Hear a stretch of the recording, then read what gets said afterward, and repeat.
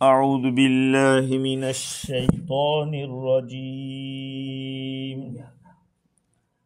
بسم الله الرحمن الرحيم. والسماء والطارق وما أدراك ما الطارق النجم الثاقب إن كل نفس لما عليها حافظ فلينظر الإنسان مما خلق من ماء دافق يخرج من بين الصلب والترائب إنه على رجعه لقادر يوم تبلى السرائر فما له من قوة ولا ناصر والسماء ذات الرجع والأرض ذات الصدع إنه لقول فصل وما هو بالهزل إنهم يكيدون كيدا وأكيد كيدا فمهل الكافرين أمهلهم رويدا صدق اللہ العظیم. بزرگوں، پیارے بھائیوں، یہ والسماء والطارق ہے.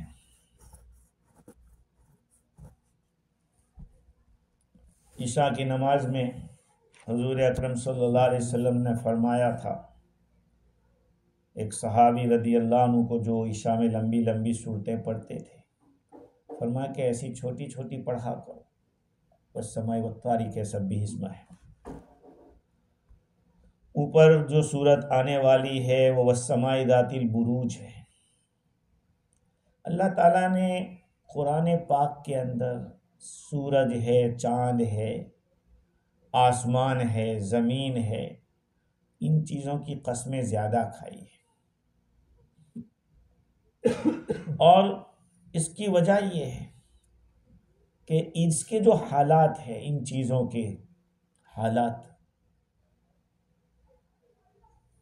ان کی جو رفتار ہے، سورج اور چاند کے نکلنے اور ڈوبنے کی جو صورتیں ہیں، یہ عجیب ہیں.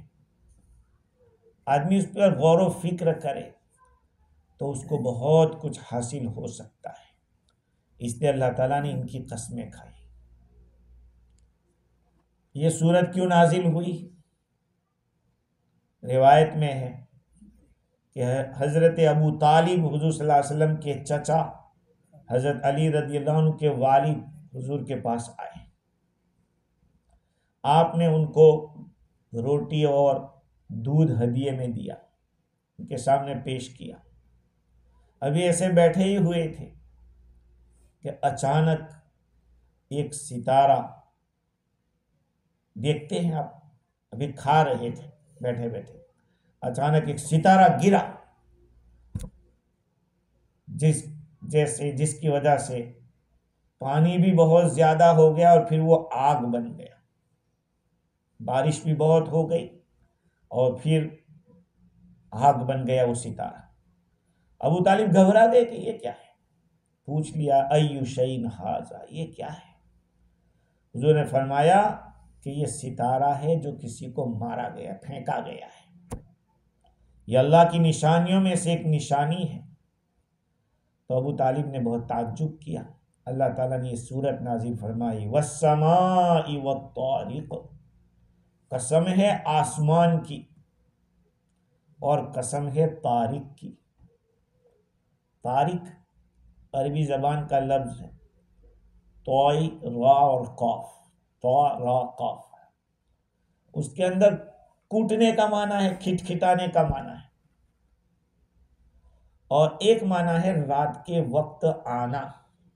رات کو آنے والے کو تاریک کہتے ہیں، رات کو آنے والے کو تاریک کہتے ہیں۔ اور علامہ ماوردی نے کہا کہ ترقہ کے معنی دقہ، کوٹنا، اسے لوہے کو کوٹا جاتا ہے۔ راستے کو طریق کہتے ہیں، آپ لوگوں نے حج میں سنا ہوگا طریق طریق طریق، وہ طریق اسی سے بنا ہے، چونکہ لوگ پاؤں سے اس کو کوٹتے ہیں زمین راستے کو، اس لیے اس کو طریق کہتے ہیں۔ اچھا، اور رات کو جو آنے والا ہے اس کو بھی دروازہ کھٹکھٹانا پڑتا ہے، اس لیے اس کو طارق الباب کہتے ہیں، طارق کہتے ہیں، رات کا قصد کرنے والا۔ حدیث شریف میں منع آیا کہ آدمی اپنے گھر والوں کے پاس رات کے وقت آئے، سفر میں آدمی ہو تو آدمی کو رات کے وقت اچانک نہیں آنا چاہیے، کیونکہ اب کا زمانہ الگ ہے، اب تو گھر گھر میں فون ہے، تو آدمی پہلے سے کہہ سکتا ہے کہ میں آ رہا ہوں، اس لیے وہ اپنے طور پہ الول جھلول نہیں رہے گی، عورت کپڑے صاف ستھرے، گھر کا ڈسپلن باقی رہے گا، کیونکہ آدمی جب باہر سے آتا ہے اور گھر میں سب الول جھلول دیکھتا ہے تو آدمی کا دماغ خراب ہوتا ہے۔ حالانکہ جب سفر سے آدمی آتا ہو تو خوش و خرم ہونا چاہیے، کہ سفر میں جو کچھ ہوا وہ غم بھول جاوے۔ حضور نے منع کیا کہ رات کے وقت آدمی گھر میں نہ آوے، کیونکہ پتہ نہیں صفائی ہوئی ہے یا نہیں گھر کے اندر۔ خیر، تو رات کو آنے والے کو تاریک کہتے ہیں۔ ستارے کو بھی تاریک کہتے ہیں، ستارہ، اس لیے کہ وہ بھی رات ہی کو نکلتا ہے، وہ دن میں نہیں آتا ہے۔ تو چاہے ستارہ ہو یا یہ کہ رات کو آنے والی چیز جنات بھی ہو، اس کو بھی تاریک کہتے ہیں۔ جیسے نعوذ باللہ من طوارق اللیل، ہم پناہ مانگتے اللہ تعالیٰ کی رات میں آنے والوں سے۔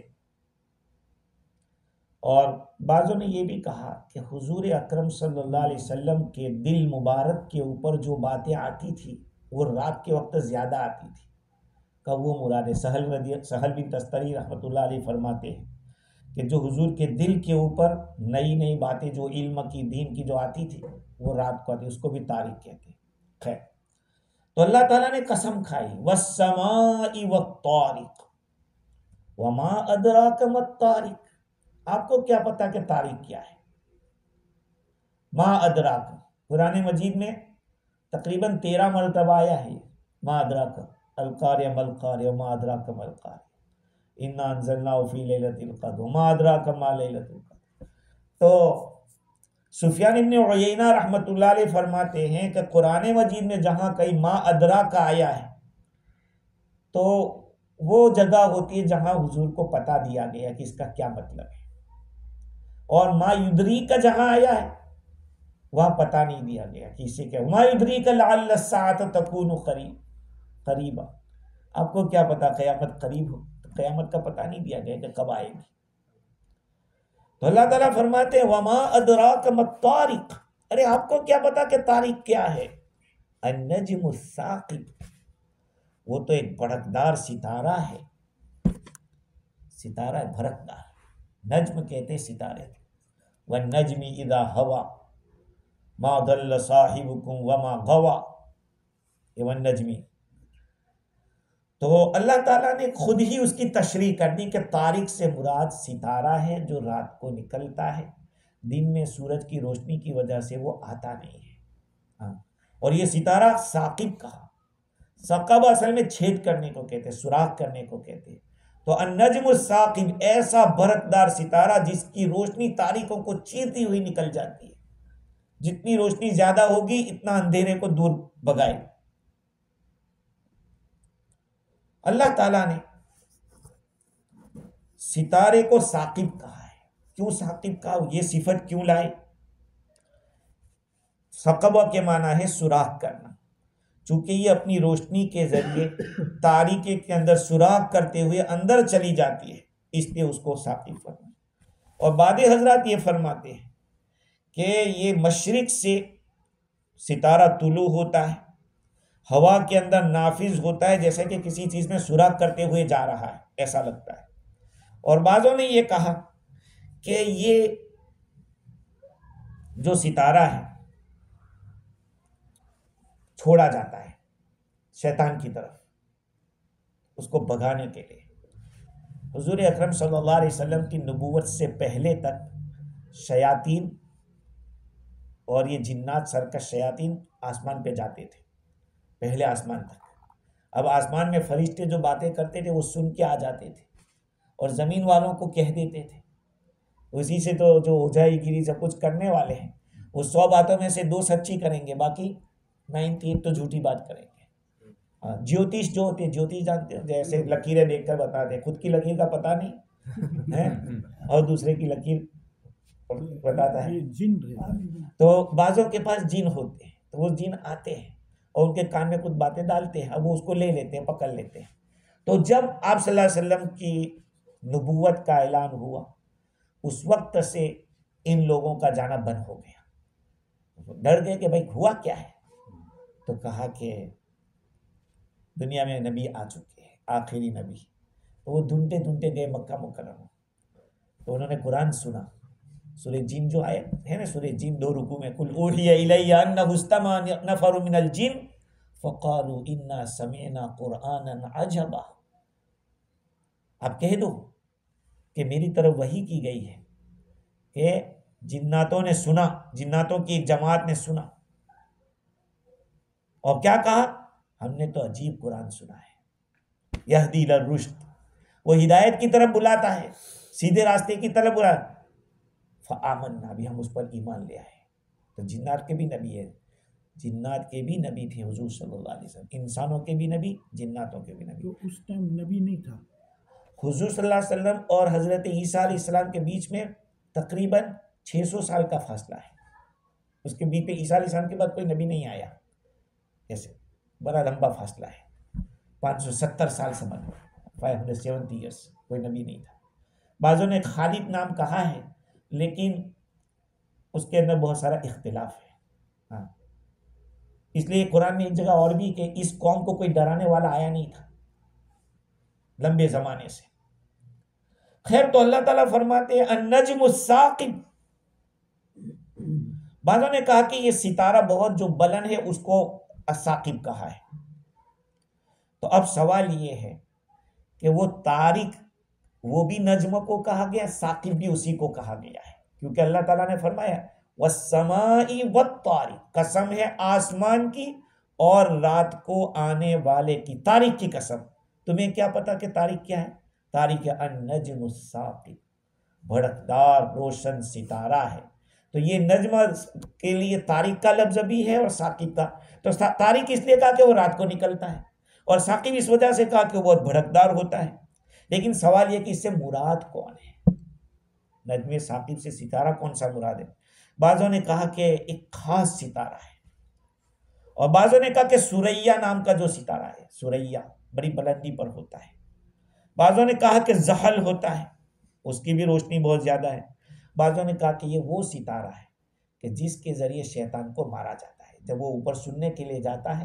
آپ لوگوں نے کبھی دیکھا ہوگا کہ رات کو جب سوتے ہوئے کبھی ستارہ گرتا ہے تو ہم لوگ تارا ٹوٹتا ہے، تو کہا کہ یہ اس کو مارا جاتا ہے، وہ اوپر جاتے ہیں تو ان کو پٹائی ہوتی ہے، وہی ستارہ گرا جو کہتے ہیں، وہ فرشتے ان کو مارتے ہیں ان کی طرف۔ اللہ تعالیٰ نے یہ قسم کھائی، سما کے آسمان کی قسم کھائی اور ستارے کی، اور آخر میں جواب قسم کیا ہے، کیوں قسم کھائی؟ ان کل نفس لما علیہا حافظ، ہر جان کی اوپر ایک حفاظت کرنے والا ہے۔ اللہ تعالیٰ قسم کھا کے کہہ رہا ہے کہ چاہے کوئی اچھا انسان ہو، چاہے کوئی برا انسان ہو، چاہے جنات ہو، چاہے انسان ہو، چاہے نیک ہو، چاہے گنہگار ہو، سب کے اوپر اللہ تعالیٰ نے ایک حفاظت کرنے والا رکھا ہے۔ ان کل نفس لما علیہا حافظ، ہر جان کے اوپر ایک حفاظت کرنے والا ہے۔ وہ حافظ کون ہے، حفاظت کرنے والا کون ہے؟ اس میں 2 قول ہے۔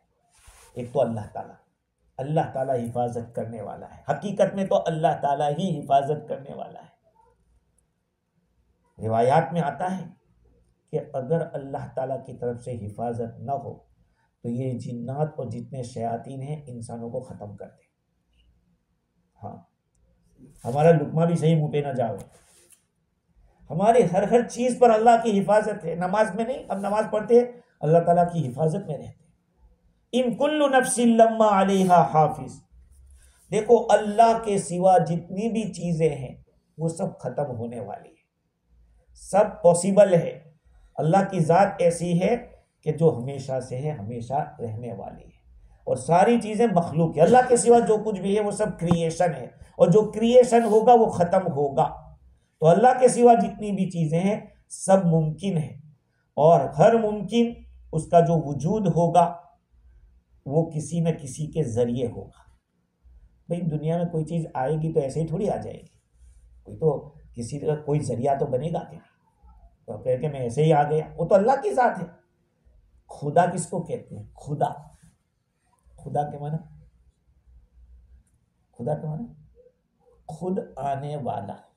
اس کو کوئی لایا نہیں، اس کو کوئی لایا نہیں ہے، وہ تو خود ہے. خدا کے معنی یہ ہے کہ خود آنے والا، اس کو کوئی لایا نہیں ہے، وہ پہلے سے ہے اور ہمیشہ رہے گا. اب جو بعد میں آیا ہے وہ خدا نہیں ہو سکتا ہے. آج تو میں نہیں کہہ رہا ہوں کہ ہندو لوگ بولنے لگے یار کیسی بات کرتے ہو، مورتی کو کوئی پوجا کرتا ہو، اس کو تو ہم خرید کے لائے گے بازار سے. اب وہ بولنے لگے، اب وہ احساس لوگوں میں آنے لگا ہے. خیر، تو جب اللہ سبحانہ و تعالی ایک ایسی ذات ہے کہ دنیا کی ساری مخلوقات کا عین اسی کے پاس جا کے رہتا ہے، تو اللہ تعالیٰ وہ ذات ہے کہ اس کی حفاظت سے، اس کے باقی رکھنے سے یہ ساری دنیا باقی ہے. اور یہ چیز صرف انسانوں کے لیے نہیں. ان اللہ یمسک السماوات والارض ان تزولا. بے شک اللہ تعالیٰ روکے رکھے ہیں آسمان اور زمین کو اس بات سے کہ وہ ہٹ جائے. زمین کو بھی اللہ نے پکڑ کے رکھا ہے، اور آسمان کو بھی. اتنے سال ہو گئے آسمان پرانا نہیں ہوا ہے، ہمیشہ اس کی رونق الگ ہوتی ہے، اور وہ بغیر ستون کیسے ہے دکھ رہا ہے ہم لوگوں کو. دیکھو، لیکن آج تک کبھی گرا نہیں. زمین اپنی جگہ پر ہے. کہ جب اللہ تعالیٰ ان چیزوں کو تھامے ہوئے ہیں تو جتنے بھی نفس ہے، جتنی بھی جانیں ہیں، وہ ساری کی ساری اللہ کے کنٹرول میں. جب اس کے کنٹرول میں تو وہی حفاظت کرے گا. ان کل نفس لما علیہا حافظ. اللہ تعالیٰ نے قسم کھائی ان چیزوں کی. اب اگر ہم یہ مراد لیتے ہیں کہ ہر نفس سے مراد ہر ذات، جو بھی جانور ہو، جانور چاہے کھایا جانے والا جانور ہو یا پھاڑ کھانے والا جانور ہو، ساری چیزیں اس میں آ جائے گی کہ سب کا محافظ اللہ تعالیٰ ہے. کیا مطلب محافظ کا؟ اللہ ان کے حالات کو جانتا ہے، اللہ تعالیٰ ان کو ان کی ضرورت کی چیزیں پہنچاتا ہے، اللہ تعالیٰ ان سے تکلیفوں کو دور کرتے ہیں. نہیں، کبھی کبھی آپ سوچئے کہ ایسے جانور جو پھاڑ کھاتے ہیں اور ایک سے اوپر ایک، شیر ہے، شیر کے مقابلے میں چیتا ہے، کیا ہے، لیکن وہ اپنے اپنے وقت پہ ان کو اللہ تعالیٰ غذا بھی دیتا ہے، کھانا بھی دیتا ہے، اللہ تعالیٰ ان کو بچاتا بھی ہے. تو ہر چیز اس کی حفاظت کے اندر ہے. ان کل نفسین کا معنی ہر جان. اب وہ جاندار چاہے ایمان والا ہو، چاہے بغیر ایمان کے ہو، چاہے انسان ہو، چاہے جنات ہو، چاہے حیوان ہو، کوئی بھی ہو، سب آ گئے اس کے اندر. اللہ سب کا محافظ ہے. ایک دوسرا قول یہ ہے کہ حفاظت کرنے والا فرشتہ ہے. اللہ تعالیٰ کے فرشتے حفاظت کرتے ہیں، اور وہ بھی اسی کے حکم سے. بات تو نہیں پہنچے گی. اللہ تعالیٰ کے فرشتے، کتنے فرشتے انسان کی حفاظت میں. قرآن مجید میں اللہ تعالیٰ نے الگ الگ فرشتوں کو بیان کیا. دیکھیے، وَيُرْسِلُ عَلَيْكُمْ حَفَظًا. اللہ تعالیٰ فرماتے ہیں کہ اللہ تمہارے اوپر حفاظت کرنے والے فرشتوں کو بھیجتا ہے. یہ قرآن کی آیت ہے. عَنِ الْيَمِينِ وَعَنِ الشِّمَالِ قَعِيدٌ مَا يَلْفِظُ مِنْ قَوْلٍ إِلَّا لَدَيْهِ رَقِيبٌ عَتِيدٌ. رائٹ سائڈ، لیفٹ سائڈ، اللہ تعالیٰ کی طرف سے فرشتہ ہے، تیار بیٹھا ہے، جو کوئی بھی کچھ بولتا ہے نوٹ کر لیتا ہے. ہاں ایک صاحب تھے، ان کی عادت تھی ایسا کرتے رہنے کی، ایسا کرتے. تو کسی نے کہا یار ایسا کیوں کرتے ہو؟ کہا وہ فرشتہ لکھتا ہے، اس کو میں لکھنے نہیں دیتا کتاب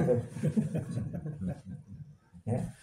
خیر تو ما یلفظ من قول الا لدیہ رقیب عتید. اگر یہ چیز ہم لوگوں کو سمجھ میں آ جائے کہ ہم جو کچھ بھی بولتے ہیں سب ریکارڈ ہو رہا ہے، اللہ تعالیٰ کے فرشتے اس کو لکھ رہے ہیں، تو یہ بھی ہے. وَإِنَّ عَلَيْكُمْ لَحَافِظِينَ كِرَامًا كَاتِبِينَ. یہ بھی ہے تمہارے اوپر اللہ تعالیٰ کی طرف سے حفاظت کرنے والے فرشتے کرامن کاتبین ہیں. یعلمون ما تفعلون، تم جو کچھ کرتے ہو وہ جانتے ہیں. ایک اور جگہ لہو معقبات من بین یدیہ ومن خلفہ یحفظونہ من امر اللہ. اللہ تعالیٰ کے باری باری آنے والے فرشتے ہیں، آگے پیچھے ایک کے بعد ایک آتے رہتے ہیں، جو حفاظت کرتے اللہ کے حکم سے. اب سوال ہوتا ہے کہ کتنے فرشتے ایک ایک انسان کے ساتھ ہیں؟ تو ایک حدیث نقل کی ہے، تفسیر روح البیان میں بھی ہے اور تفسیر فتح العزیز میں شاہ عبد العزیز دہلوی رحمۃ اللہ علیہ نے بھی لکھی. وکل بالمؤمنین 160 ملکا. اللہ تعالیٰ کی طرف سے ایمان والے کے ساتھ 160 فرشتے سونپ دیے گئے. ایمان والے کے ساتھ 160 فرشتے. یذبون کما یذب عن قصعۃ العسل الذباب. جیسے ہم کھانا کھاتے ہیں اور شہد کھا رہے ہیں، مکھی آتی ہے، ہم کیا کرتے ہیں؟ اس کو بھگاتے ہیں. کہا یہ فرشتے اس طرح سے آپ لوگوں کی طرف سے حفاظت کرتے رہتے ہیں، حفاظت کرتے رہتے. کہا کہ وَلَوْ وُكِّلَ الْعَبْدُ إِلَى نَفْسِهِ طَرْفَةَ عَيْنٍ لَاخْتَطَفَتْهُ الشَّيَاطِينُ عَدْوًا عَدْوًا. اگر بندے کو اس کی ذات کے حوالے کچھ دیر کے لیے کر دیا جائے، کچھ دیر کے لیے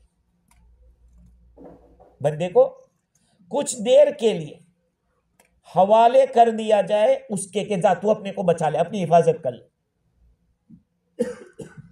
تو کہا کہ شیاطین اس کے ایک ایک عضو کو ٹکڑے ٹکڑے کر دے گا. اگر میں نے کیا کہا؟ فرشتوں ایمان والوں کے ساتھ ہر ایک کے ساتھ 160 فرشتے حفاظت میں ہیں.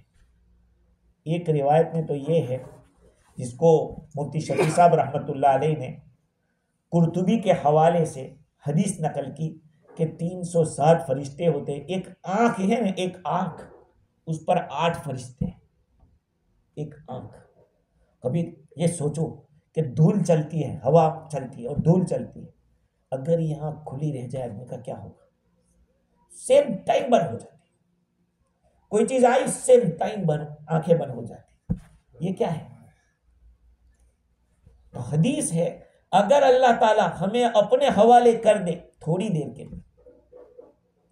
آپ لوگوں نے شاید یہ دعا سنی ہوگی، میں جو پڑھتا رہتا ہوں، اللہم لا تکلنا الی انفسنا طرفۃ عین. اے اللہ تو ہمیں اپنی ذات کے حوالے تھوڑی دیر کے لیے بھی مت کرنا.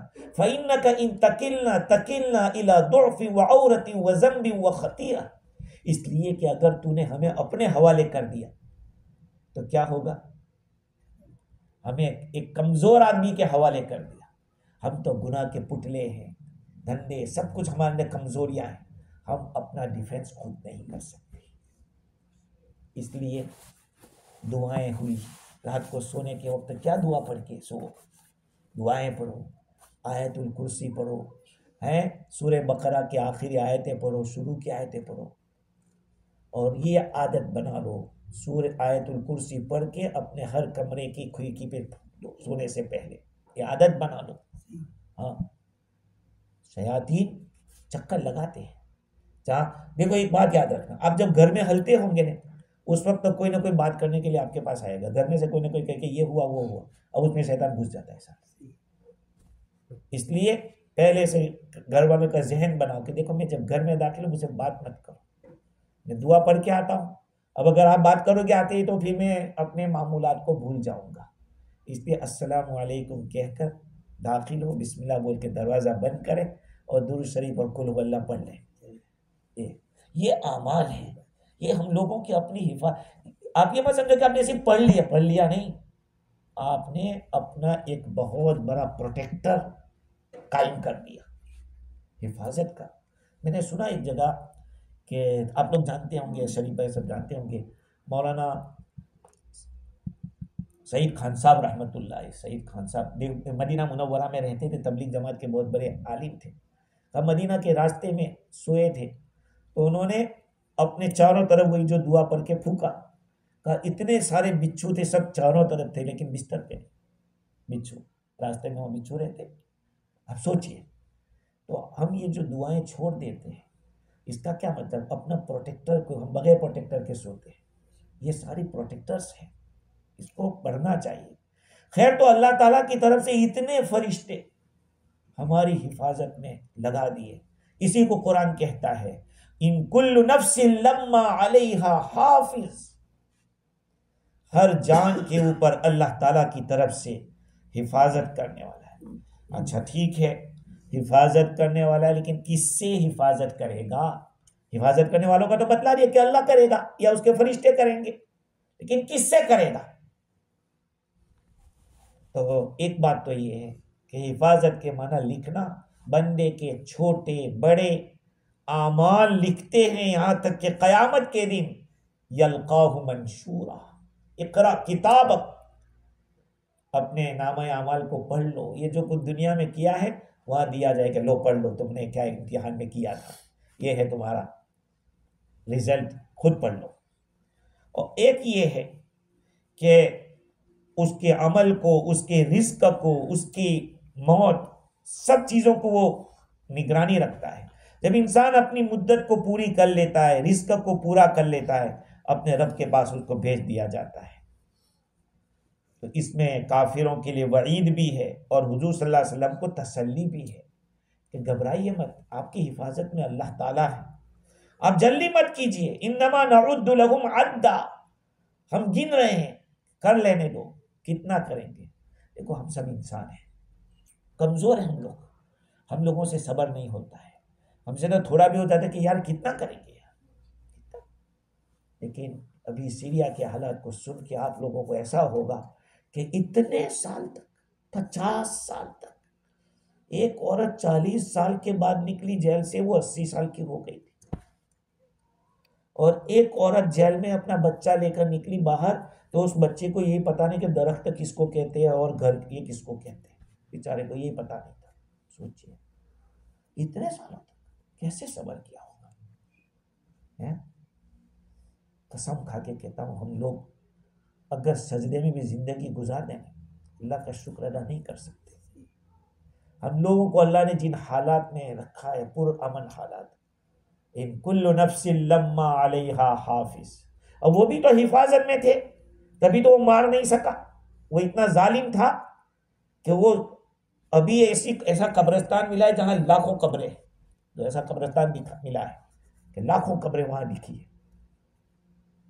اللہ اس کا بیڑا غرق کرے، اس کو ذلیل کرے اور اس کو تھرپا تھرپا کے اس کی موت کرے، ورنہ بہت بھاری بات ہے.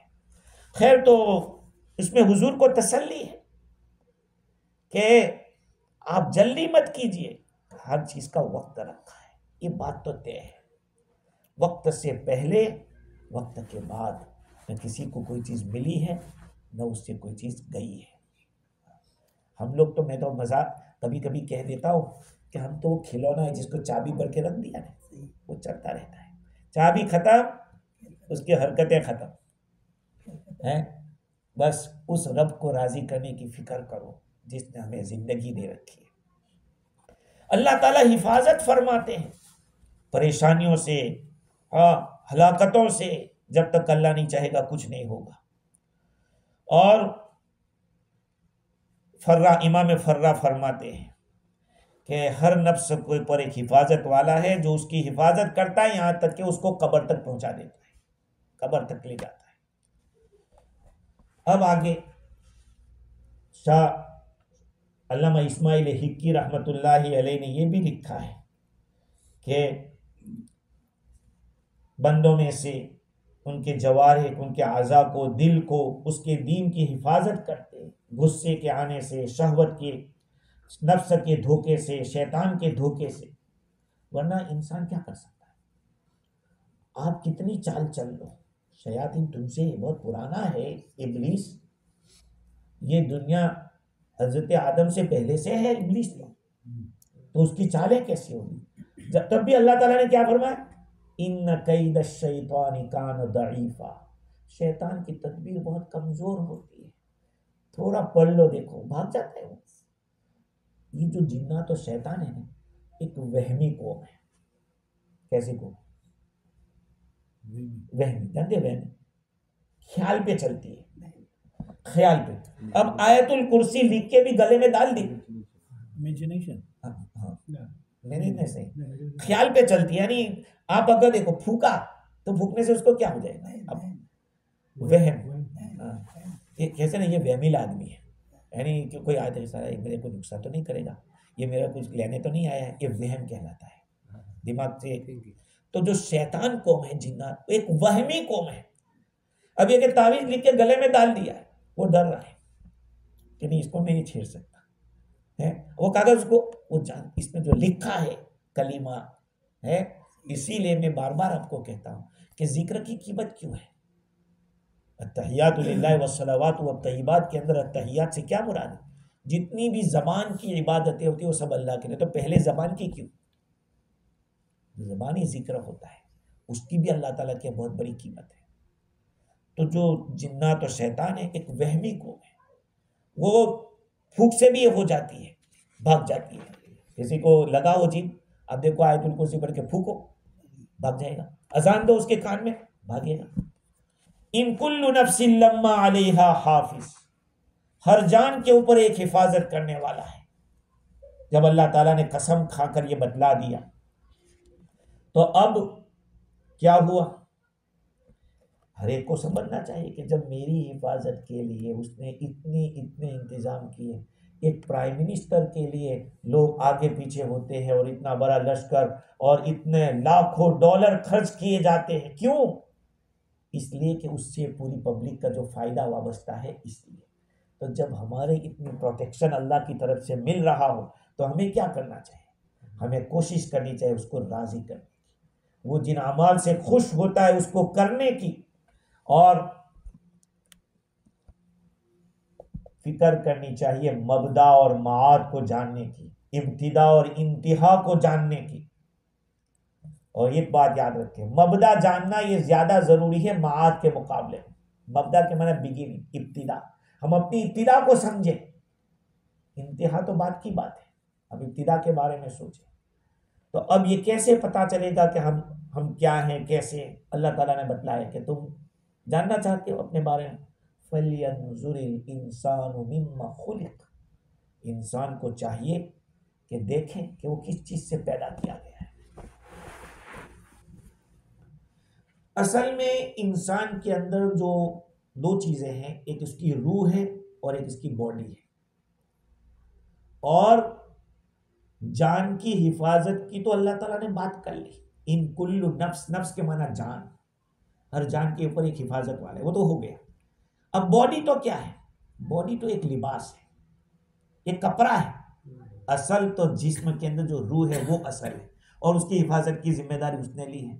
اور جو جسم ہے، اب اس جسم کو جب جان اللہ کے قبضے میں ہے، اس کے تصرف میں ہے، تو ظاہری بات ہے کہ اس کے بارے میں ہمارا یقین ہے کہ اللہ تعالیٰ اگر موت دے گا بھی تو اللہ کے پاس ہی جائے گی جان، کہیں اور جگہ جانے والی نہیں، اس لیے کہ وہ اس کے قبضے میں ہے۔ حشر نشر کے بارے میں بھی کوئی تردد نہیں ہوگا کہ اللہ کے سامنے سب کو حاضر ہونا ہے۔ لیکن اب بدن کے بارے میں ہے کہ جب بدن دنیا میں یہ ہو جائے گا، مرنے کے بعد ٹکڑے ٹکڑے ہو جائے گا، کہیں خاک میں مل گیا ہے، کسی کو کھا لیا، کیڑے نے کھا لیا، پرندے نے کھا لیا، پرندہ اڑ کے دوسرے ملک میں چلا گیا، تو پھر اس کو اللہ تعالیٰ کس طرح سے لائے گا؟ سمجھ رہے؟ بدن کے بارے میں سوال ہو رہا ہے کہ جان تو چلو اللہ نے فرما دیا کہ اس پر ایک نگران ہے، وہ کہیں جانے نہیں دے گا، لیکن بدن کا کیا ہوگا؟ بدن تو پراگندہ ہو جاتا ہے، متفرق ہو جاتا ہے، کچھ خاک اور زمین میں رل مل جاتا ہے، نیست و نابود ہو جاتا ہے، کچھ حیوانات کی خوراک بن جاتا ہے، ایک ملک سے کیسے دوسرے ملک میں چلا جاتا ہے، تو ان کو اللہ تعالیٰ کیسے جمع کرے گا؟ تو اللہ تعالیٰ نے فرمایا کہ چاہیے سمجھنا ہے فَلْيَنْظُرِ الْإِنسَانُ مِمَّا خُلِقَ، انسان کو چاہیے کہ وہ دیکھے وہ کس چیز سے پیدا کیا گیا ہے۔ اگر یہ سوچ لے گا نا سب مسئلے حل ہو جائے گے۔ اللہ تعالیٰ فرماتے کہ تجھے تعجب کی ضرورت نہیں، میں راستہ بتلاتا ہوں، یہ دیکھ لے کہ تو کس چیز سے پیدا ہوا ہے۔ آدمی پیدا ہوا ہے کس سے؟ منی کے قطرے سے، منی کے قطرے سے۔ منی کا قطرہ کیا ہوتا ہے؟ وہ خون کا خلاصہ ہوتا ہے، کس کا؟ بلڈ کا نچوڑ ہوتا ہے۔ جو اسپم ہے وہ کیا ہوتا ہے؟ بلڈ سے بنتا ہے، بلڈ سے آخر میں جا کے یہ منی بنتی ہے، سمجھ رہے ہیں؟ 72 آورز لگتے ہیں، ایک چیز کھائی آپ نے 72 ساعت کے بعد منی تیار ہوگی اس کی۔ اچھا، آدمی اتنا سوچے کہ میں نے چاول کھائے، روٹی کھائی، اس روٹی کا دانہ کہاں سے آیا تھا؟ کہاں؟ ہندوستان میں صوبہ یو پی کے اندر، فلانے گاؤں کے اندر، فلانے کھیت کے اندر، فلانے کسان نے فلانے وقت میں فلانے کھیت میں فلانے مزدور کے ذریعے دانہ ڈالا تھا۔ پانی کس نے پلایا تھا؟ بارش نہیں برسی تو سینچنے والے آدمی کو بلایا کہ بھائی پانی بھرنے کے بعد وہ بڑھا، پک گیا، کٹوایا کس کے پاس؟ کس نے کاٹا؟ کاٹ کے پھر مشین کے ذریعے لے گئے کھلیان میں جا کے اس کے اوپر چلایا جانور کو، یا ٹھیسر میں اس کو ڈالا، دانے آ گئے، صفائی دانوں کی ہوئی، اس کو پیک کیا، پھر اس کو لے جا کے پھر کہاں لے گئے؟ چکی کے اندر لے گئے پیسنے کے لیے، وہاں پسائی ہوئی، پیسنے کے بعد پھر پیک کیا، پیک کر کے پھر دکاندار اپنے یہاں لے گیا، پھر اس کو پلین میں یا پھر سمندری جہاز میں نیوزی لینڈ میں پہنچایا، اور وہ بھی کس کی دکان پہ آیا پتہ نہیں، آپ نے جا کے خریدا۔ اب یہ تو کہاں یا سلسلہ، سوچو تو صحیح آپ اس کے بارے میں۔ اچھا، یہ تو میری اور آپ کی غذا ہے، یہی غذا ہمارے باپ کی بھی بنی ہوگی، انہوں نے بھی کھایا ہوگا، اور اسی سے خون بنا ہوگا، اسی خون سے منی بنی ہوگی، اور منی بننے کے بعد پھر ماں کے رحم کے اندر پہنچی ہوگی، اور اس کے بعد ہم وجود میں آئے۔ تو ہم کہاں پہلے تھے؟ ٹماٹر میں بیٹھے ہوئے تھے، گاجر میں بیٹھے ہوئے تھے، یا آلو میں یا گوشت میں بیٹھے؟ یہی تو کیا منی کیا ہوتی ہے؟ منی کیا ہوتی ہے؟ خون ہی، اور خون کیا ہوتا ہے؟ ایک غذا سے بنی، اور غذا کیا ہوتی ہے؟ یہی ساری چیزیں۔ تو آدمی انہی چیزوں کو سوچ لے کہ جب ایک اللہ منی کے قطرے کو کیسے جمع کرتا ہے، کہاں کا تیل، کہاں کے چاول، کہاں کی روٹی، اور کہاں جمع ہوئی؟ باپ کے اندر۔ اللہ تعالیٰ فرماتے ہیں کہ بس اتنا دیکھ لے، تو اتنا دیکھ لے، آسمان سے بارش برستی ہے، زمین کے اندر پودا اگتا ہے، کہا ایسے ہی یاد رکھ تجھ پہ ایسا حال ہوگا کہ جب فرشتہ پھونکے گا ساری دنیا تتر بتر ہو جائے گی، قیامت آ جائے گی۔ 40 سال کے بعد پھر دوسری دفعہ پھونکیں گے، کیا ہوگا؟ Stand up on the ground ہو جائیں گے، گراؤنڈ پہ اندر آ جائیں گے لوگ۔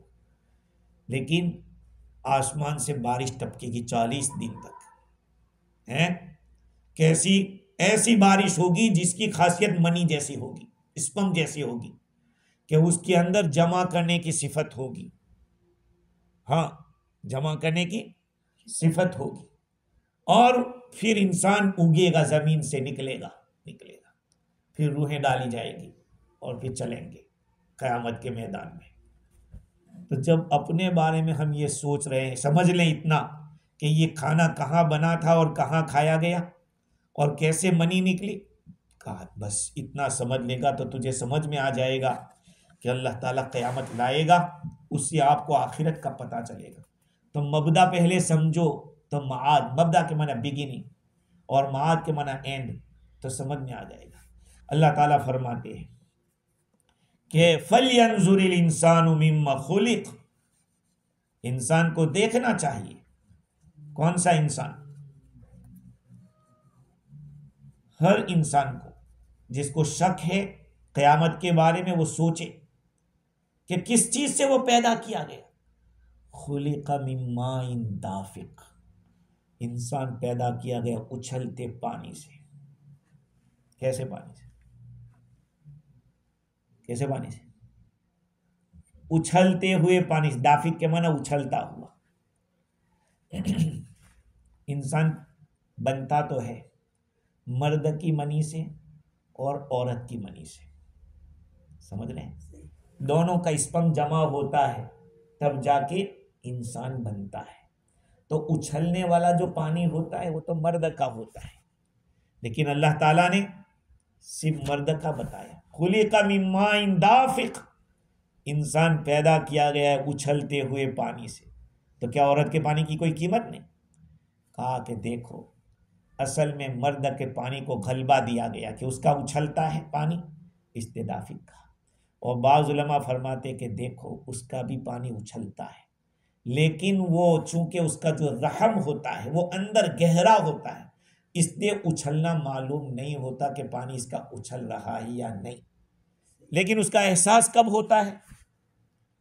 اس کا احساس اس وقت ہوتا ہے جب کہ عورت کا پانی نکل جاتا ہے، تو نکلتے ہوئے اس کو جو جوش رہتا ہے، اس سے پتا چلتا ہے کہ اس کا پانی بھی اچھلتا ہے۔ سمجھ رہے ہیں؟ اب اللہ تعالیٰ نے بتایا کہ خُلِقَ مِن مَاءٍ دَافِقٍ، مائے دافق سے اللہ تعالیٰ نے بنایا۔ وہ کیا ہے مائے دافق؟ کہاں سے منی نکلتی کیسے ہے؟ ایک سوال ہے۔ ہم سب یہ سمجھتے ہیں کہ منی کہاں ہوتی ہے؟ کہاں ہوتی ہے بتاؤ؟ پیٹھ میں۔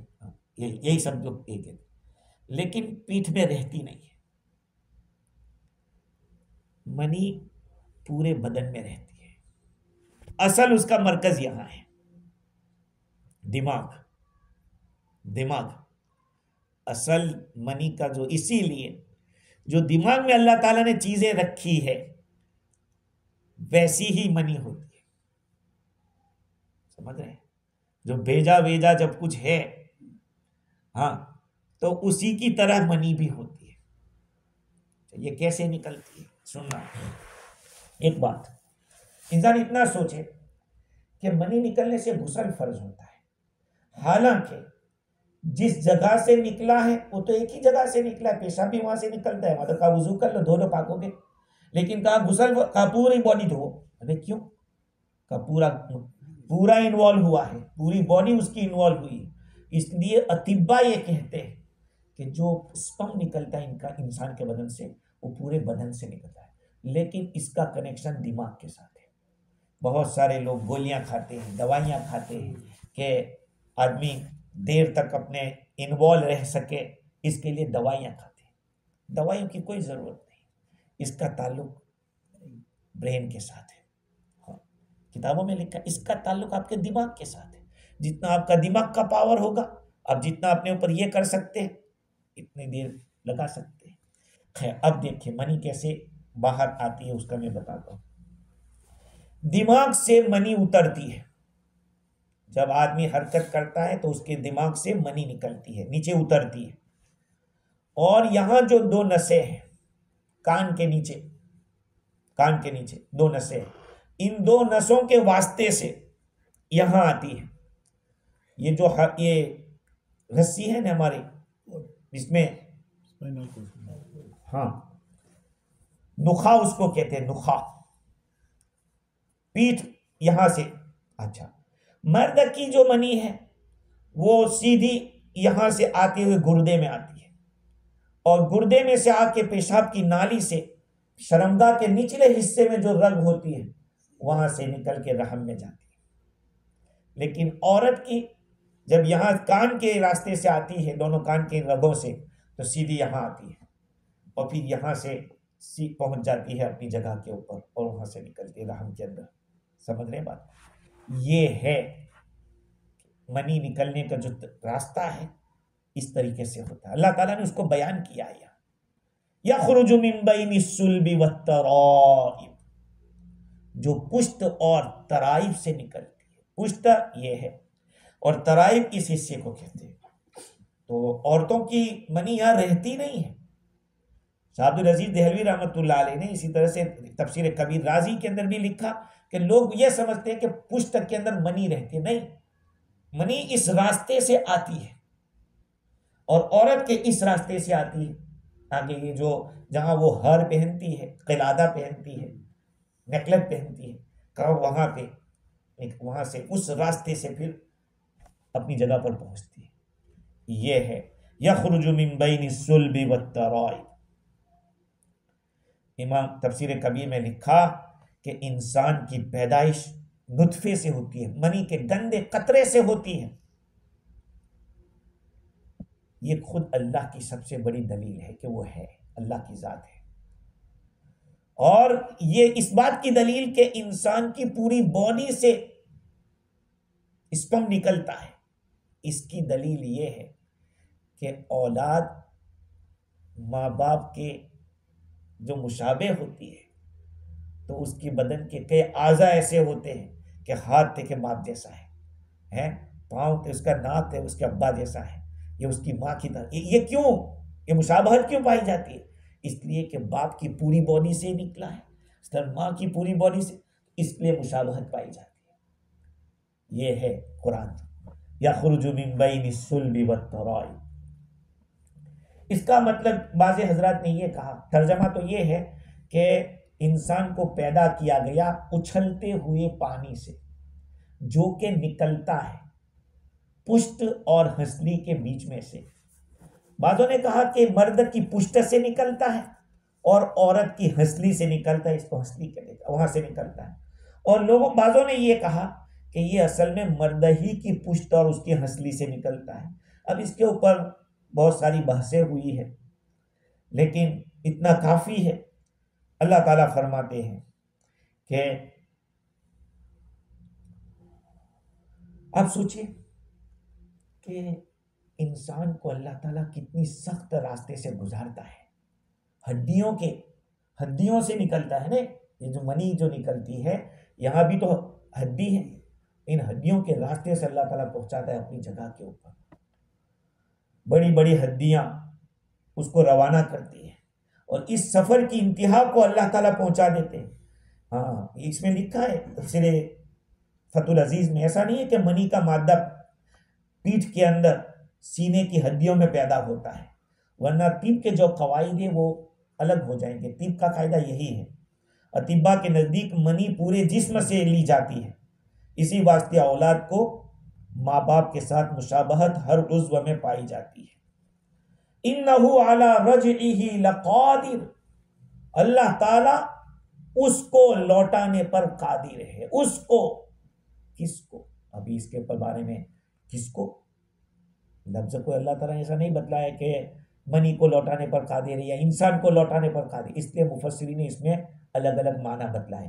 اِنَّهُ اللہ، بے شک اللہ تعالیٰ، عَلَى رَجْعِهِ اس کو لوٹانے پر، کس کو لوٹانے پر؟ انسان کو لوٹانے پر قادر ہے.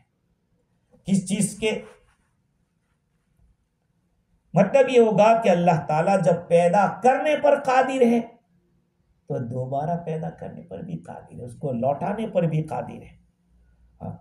موت کے بعد اس کو دوبارہ زندہ پیدا کرے. قُلْ يُحْيِيهَا الَّذِي أَنشَأَهَا أَوَّلَ مَرَّةٍ، کہہ دو نبی جی کہ وہ اللہ جس نے پہلی دفعہ پیدا کیا تھا وہی دوبارہ زندہ کرے گا. اور ایک مطلب یہ بھی ہے کہ انسان کی طرف زمین نہیں لوٹ رہی، یعنی انسان کو لوٹانا نہیں ہے، بلکہ جو پانی نکلا ہے شرمگاہ سے، اللہ اس پر دوبارہ قادر، اس کو دوبارہ واپس بھیج دے، کر سکتا ہے. مسئلہ پہلے آپ کے سامنے میں نے رکھا تھا کہ آدمی اپنی بیوی کے ساتھ اگر صحبت کرتا ہو اور جو آگے کا حصہ ہے وہ چھپ گیا اور پانی نہیں نکلا، پھر بھی غسل فرض ہو جائے گا. اب تعجب کی بات بتاؤں، حضرت عائشہ کے بارے میں حضور اکرم صلی اللہ علیہ وسلم نے جب کسی نے پوچھا تو فرمایا کہ میرا عائشہ سے بھی ایسا ہوتا ہے. اب دیکھیں یہ کوئی شرم کی بات نہیں ہے. بہت سے لوگ مسائل میں شرم کی بات سمجھتے ہیں. حضور نے فرمایا کہ کبھی کبھی عائشہ سے میرا، اب سوچئے یہ بات اگر کسی کے سامنے کرے یار کیسی بات کر رہے ہیں مسجد میں ایسی، تو مسجد میں نہیں تو کیا یہ دین کی بات نہیں ہے، حضور کی حدیث ہے.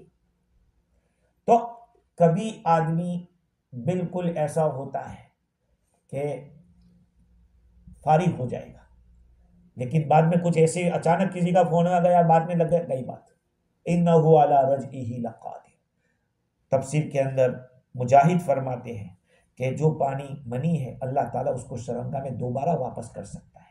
لوگ کہتے ہیں کہ جیسے تھن سے نکلا ہوا دودھ واپس نہیں جا سکتا، لیکن اللہ قادر ہے. اور بعضوں نے یہ کہا کہ اللہ تعالیٰ پانی کو پھر پشت میں لے جا سکتا ہے. اور ضحاک نے یہ بھی کہا کہ انسان کو اللہ تعالیٰ پانی بھی بنا سکتا ہے. اور مقاتل نے یہ کہا کہ مقاتل ابن حیان فرماتے ہیں کہ اگر اللہ چاہے تو تجھے بڑا بوڑھا بنا کے جوانی تک لے جا سکتا ہے، جوانی سے بچپنے کی طرف لے جا سکتا ہے، اور بچپنے سے پھر منی کر نطفے کی طرف بھی لے جا سکتا ہے. اللہ اس پر قادر ہے. اِنَّهُ عَلَىٰ رَجْعِهِ لَقَادِرٌ. اس کے اندر جب جان کی حفاظت کا حق اللہ کے قبضے میں بتا لیا، تمام ہماری غذاؤں کا الگ الگ جگہوں کے اوپر ہونا، یہ سب چیزیں معلوم ہو گئی، ایک صورت سے دوسری صورت میں بدلنا معلوم ہو گیا. اب اللہ تعالیٰ آخرت کو بھی انہی حالتوں کو قیاس کرنے کا، بھائی اللہ قادر ہے.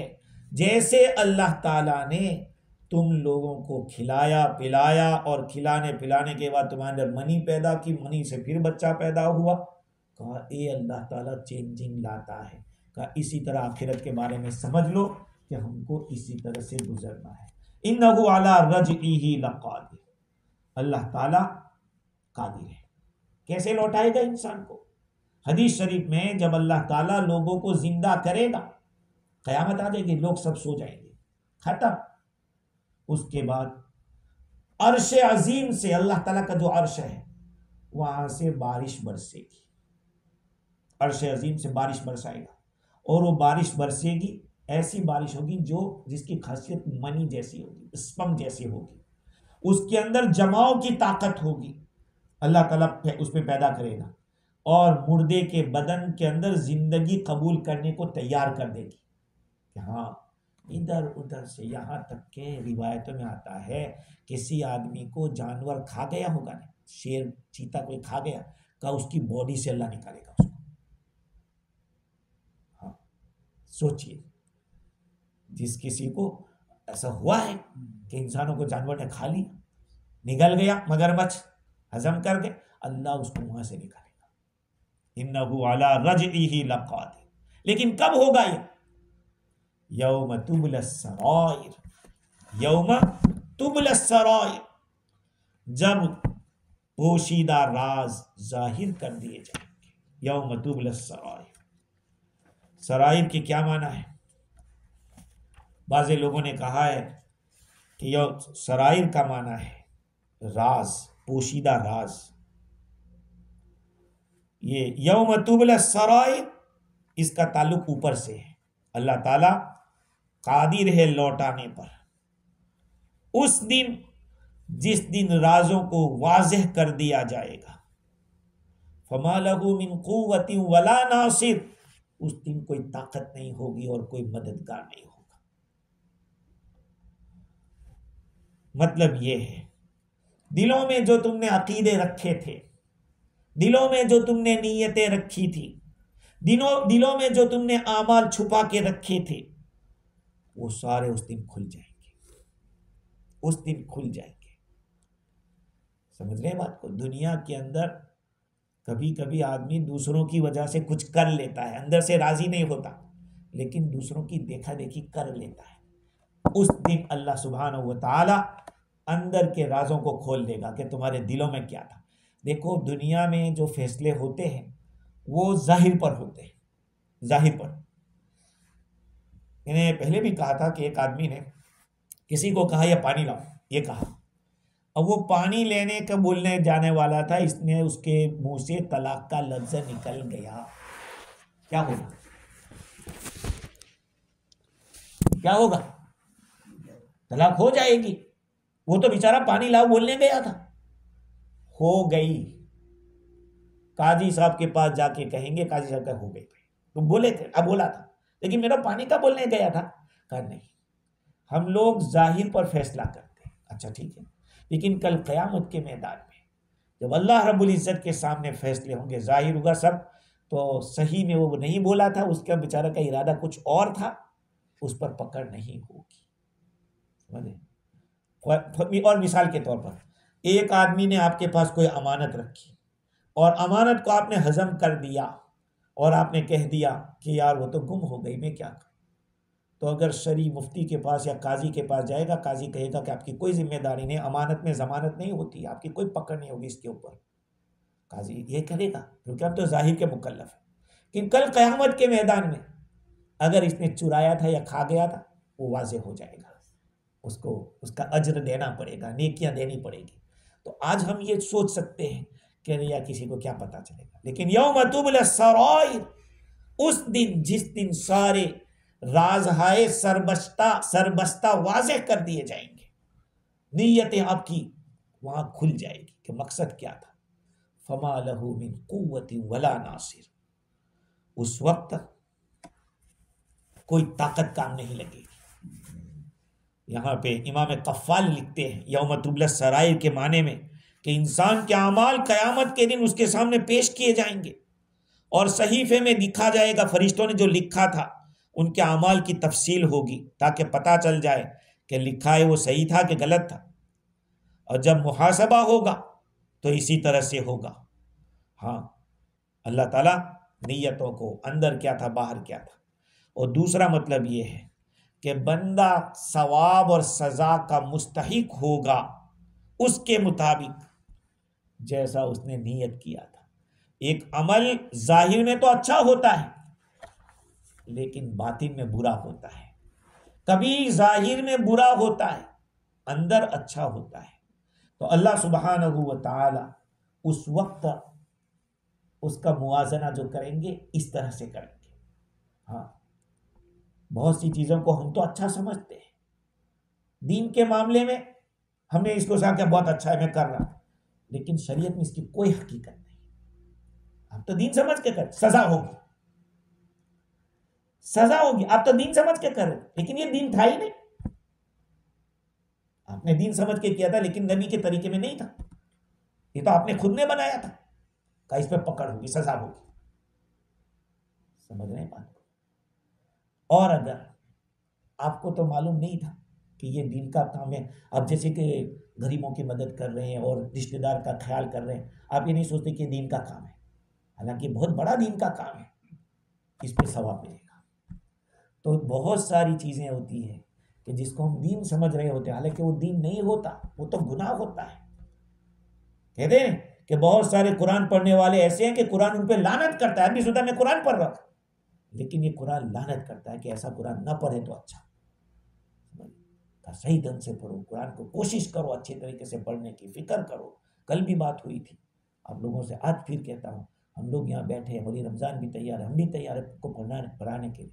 میں چاہتا ہوں کہ ہماری مسجد سے نوجوانوں کا مدرسہ چلے، بڑی عمر والوں کا مدرسہ چلے، ہم چاہتے ہیں، اس میں کوئی شرم کی بات نہیں ہے، کوئی یاسین زبانی کر رہا ہو، کوئی یاد تو کرو، کوشش تو کرو۔ یوم تبلی السرائر۔ اور ایک مطلب ابو مسلم فرماتے ہیں کہ اس کا مطلب یوم تبلی السرائر کا معنی سب راز ظاہر ہو جائیں گے، اس دن سب راز نہیں رہیں گے، وہاں سب کھل کے آئے گا۔ ہاں، اللہ اور بندے کے درمیان جو کچھ بھی پوشیدہ باتیں تھی، اس دن قیامت کے دن اس کا اچھا ہونا، برا ہونا، اور اس کو ادا کرنے والا ہونا یا برباد کرنے والا ہونا، یہ سب چیزیں۔ حضرت عبداللہ بن عمر رضی اللہ عنہ فرماتے ہیں یبدی اللہ یوم القیامت کل سر منہا، اللہ سبحانہ و تعالی قیامت کے دن ہر راز کو ظاہر کر دے گا۔ فیکون زینا فی الوجوہ وشینا فی الوجوہ، ایک چیز ہوگی لوگوں کے اندر بہت اچھی اور وہ بری بھی ہو سکتی ہے، یعنی جس نے کیا تھا اچھے طریقے سے اور جس نے اس کو برباد کیا تھا، جس نے اچھے طریقے سے کیا ہوگا اس کا چہرہ روشن ہوگا۔ وجوہ یومئذ مسفرہ، ضاحکۃ مستبشرہ، اس دن بہت سارے چہرے چمکدار ہوں گے، روشن ہوں گے، خوش ہوں گے. ووجوہ یومئذ علیہا غبرہ، اور بعض چہرے ایسے ہوں گے جن کے چہرے غبار آلود ہوں گے، لٹکے ہوئے ہوں گے. اس آیت سے پتہ چلا کہ اس دن بندے کے پاس کوئی طاقت نہیں ہوگی، ما لہ من قوت ولا ناصر، نہ کوئی مدد، کوئی طاقت ہوگی نہ مدد ہوگی. انسان کی جو قوت ہوتی ہے وہ اپنی ذات کے لیے ہوتی ہے، یا کہ کسی اور کی مدد ہو جاوے تو ہوتی ہے. کہا ما لہ من قوت، تمہاری طاقت بھی نہیں چلے گی، اور کوئی اور ولا ناصر، دوسرے کی بھی نہیں چلے گی. یہ دونوں کا اللہ تعالیٰ نے یہاں پہ انکار کر دیا. اللہ کے عذاب کا جب آ جائے گا تو نہ ہم اپنی طاقت سے بچ سکیں گے اور نہ کسی مددگار کی مدد سے بچ سکیں گے. لیکن یہاں پہ کچھ یہ کوئی کہہ سکتا ہے کہ پھر سفارش کام نہیں لگے گی. بھائی سفارش بھی جس کو لگے گی کام اسی کو لگے گی جس نے کچھ کیا ہوگا. سفارش بھی نبی کی بھی ملے گی، عالموں کی بھی سفارش ہوگی، حافظوں کی بھی سفارش ہوگی، حاجیوں کی بھی سفارش ہوگی، سب کی سفارش تو ہوگی. لیکن جننے والے میں زور نہ ہو تو دایا کتنا زور لگاوے ہے. اپنا ایمان سلامت نہیں ہے تب تو کوئی سفارش کام نہیں لگے گی. تو اپنے ایمان کی حفاظت یہ تو پہلا کام ہے، اور یہ ایمان کی حفاظت کے لیے تو نیک اعمال رکھے گئے ہیں. والسماء ذات الرجع والارض ذات الصدع انه لقول فصل وما هو بالهزل. اللہ تعالیٰ قسم کھا کے پھر فرما رہے ہیں، بارش والے آسمان کی قسم، آسمان کی قسم جو کہ بارش والا ہے. اللہ تعالیٰ نے اوپر توحید کے دلائل بتلا دیے. توحید کے دلائل آ گئے نا، کہاں سے کھانا آتا ہے، کہاں سے پلاتا ہے، کیسے کرتا ہے. اسی طرح آخرت کی بھی دلیل آ گئی کہ تمہارا کھانا کہاں سے آیا، انسان کیسے پیدا ہوا، یہ ساری چیزیں. اب آگے اللہ تعالیٰ قسم دوسری کھا رہے، والسماء ذات الرجع، آسمان کی قسم جو کہ بارش والا ہے. رجع کے معنی اصل میں لوٹنے کے آتے ہیں، چونکہ بارش بھی بار بار آتی رہتی ہے اس لیے اس کا نام رجع رکھا ہے. اور ائمہ لغت نے بھی یہ کہا ہے کہ اصل میں رجع کا لفظ بارش کے لیے بنایا تو نہیں گیا، لیکن اس کو دوسرے معنی میں استعمال کیا گیا ہے. چونکہ آواز جو بار بار لوٹتی ہے اس کے لیے رجع کا لفظ آتا ہے. بارش بھی چونکہ بار بار آتی ہے اس لیے اس کو اور یہ کہا گیا. اور عرب حضرات کا یہ دعویٰ ہے کہ بادل پانی کو اٹھاتا ہے زمین کے سمندروں سے، پھر دوبارہ وہی زمین کے اوپر لے آتا ہے، اس لیے اس کو رجع کہتے ہیں بارش کو. اور بعضوں نے یہ کہا کہ نیک فالی کے لیے بارش کو رجع کہتے ہیں کہ ابھی آئی ہے دوبارہ آئے گی. پہلے میں نے کہا تھا سخی وہ ہے جو دے اور شرمائے، بارش وہ ہے جو برسے اور گرماوے، سخی وہ ہے جو دے اور شرماوے، پچھتاوے نہیں. بارش تو وہ ہوتی ہے جو برسے اور گرما دے، اس کا مطلب کہ دوبارہ برسے گی، گرمایا ہے اس نے، دوبارہ آئے گی. اور سخی وہ ہوتا ہے جو دے اور شرمائے، کیا میں نے کم دیا تو دوبارہ دینے کی امید ہے، اگر پچھتاوے تو جو دیا ہے وہ بھی واپس لینے کی کوشش کرے. تو سخی وہ ہے. والسماء ذات الرجع والارض ذات الصدع، صدع کے معنی ہے، صدع یصدع کا معنی پھاڑنا، صداع سر کے درد کو کہتے ہیں صداع. تو والارض ذات الصدع، تو جو درخت و نباتات زمین سے اگتے ہیں اس کی وجہ سے زمین پھٹتی ہے، تو علماء نے اس کا درخت و نباتات والی زمین کی قسم کھائی. انہ لقول فصل، یہ جو بات کہی جا رہی ہے آپ کے سامنے یہ بالکل قول فیصل ہے. ایسی بات ہے کہ حق باطل سے جدا ہو جائے گا، جس سے سارے جھگڑے ختم ہو جائیں گے. وما هو بالهزل، یہ کوئی جوکنگ نہیں ہے. انہم یکیدون کیدا، وہ آخرت کے بارے میں یہ تدبیر کرتے ہیں کہ نبی کا مشن نہ چلے. واقید کیدا، ارے میں بھی اپنی تدبیر کر رہا ہوں، وہ اپنی کر رہے ہیں، میں اپنی کر رہا ہوں. فمہل الکافرین امہلہم رویدا، تم کافر کو مہلت دے دو، کچھ وقت دے چھوڑ دو ان کو. یہ ہے.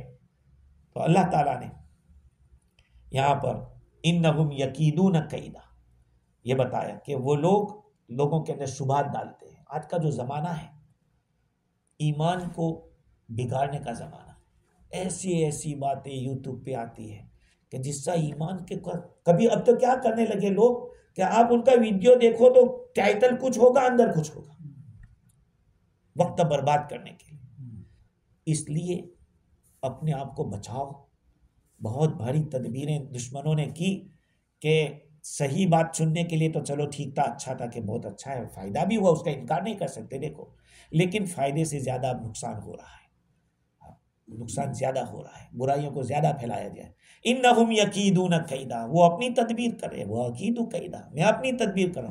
فمہل الکافرین امہلہم رویدا، آپ کافروں کو چھوڑ دیجئے اور ان کو مہلت دے دیجئے. یعنی جب ٹائم آئے گا، قیامت کا دن جب آئے گا تو اس وقت سب چیزیں پتہ چل جائے گی. ہر چیز جو آنے والی ہوتی ہے وہ قریب، کل ما ہوا آت فہو قریب، جو چیز آنے والی، قیامت آنے والی ہے، وہ قیامت قریب ہے. تو اللہ تعالیٰ فرماتے ہیں کہ ان کو مہلت دے دو. اب کہاں تک مہلت دو؟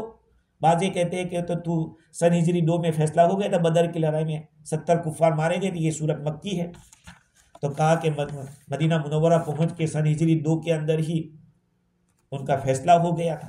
تو بدر تک اور یہی زیادہ راجح ہے، کیونکہ بدر کے دن جو چلا اس کے بعد ہی تو سارے غزوات شروع ہوئے، ساری لڑائیاں اسلام کی بعد میں ہوئی. سب سے پہلی لڑائی جو ہوئی بدر کی، اس میں 70 ان لوگوں کے مارے گئے، 70 آدمیوں کو قیدی کر کے لے گئے، وہ بدر کی لڑائی کی بات ہے. اور احد کے اندر 70 صحابہ شہید ہوئے تو وہ تو بعد میں ہوئے، لیکن بدر ہی سے نے اسلام کی طاقت سامنے آئی تھی. اس لیے کہا کہ وہاں تک ان کو چھوڑ دو، جب موقع آئے گا تو پتہ حساب ہو جائے. خیر، اللہ تعالیٰ مجھے بھی اور آپ کو بھی دین کی صحیح سمجھ عطا فرمائے، قرآن سے وابستہ رکھے. وآخر دعوانا الحمدللہ رب العالمین.